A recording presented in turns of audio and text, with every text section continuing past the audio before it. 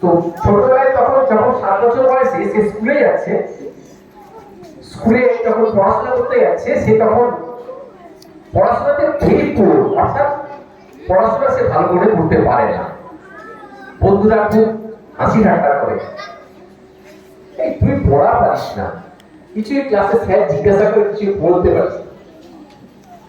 তো সেও ভাবে সত্যি তো আমি পড়া করতে পারি না, বন্ধুরা খুব লাগায়, খুব টিজ করে। এখনকার যুগে ছেলে তখনকার আমেরিকার ব্যাপার, খুব টিজ করে।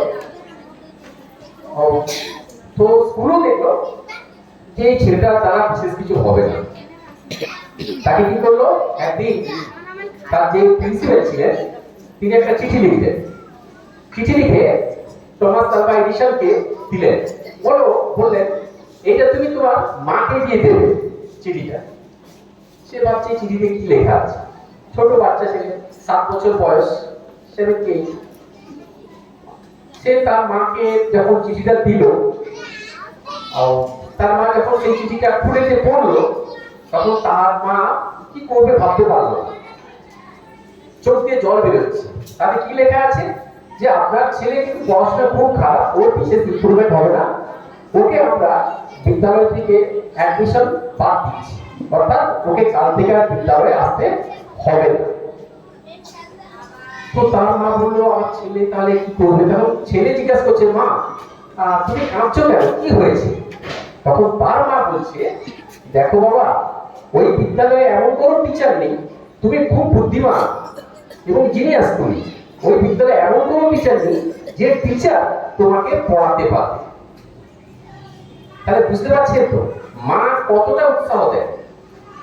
মা বাবা তার পাশে দাঁড়িয়ে বলছে ওই বিদ্যালয়ে এমন কোনো টিচার নেই যে টিচার তোমাকে পড়াতে পারে, সেই জন্য ওই বিদ্যালয়ে যাওয়ার দরকার নেই তোমার, আমি অন্য বিদ্যালয়ে বা আমার কাছেই তুমি পড়বে।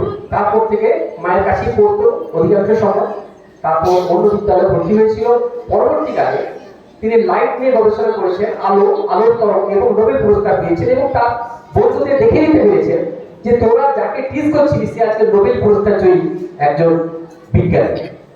অর্থাৎ মায়েদের একটা বড় কর্তব্য, দায়িত্ব আছে বাচ্চাদের, যে যেরকমই কোয়ালিটি ছেলে মেয়ে হোক, সবাই তো সমান নয়, তাকে উৎসাহ দান করা। কোনো সময় আপনারা তাকে বলবেন না যে তোর দ্বারা কিছু হবে না, এটা বাচ্চা কিন্তু খুব আঘাত পায়।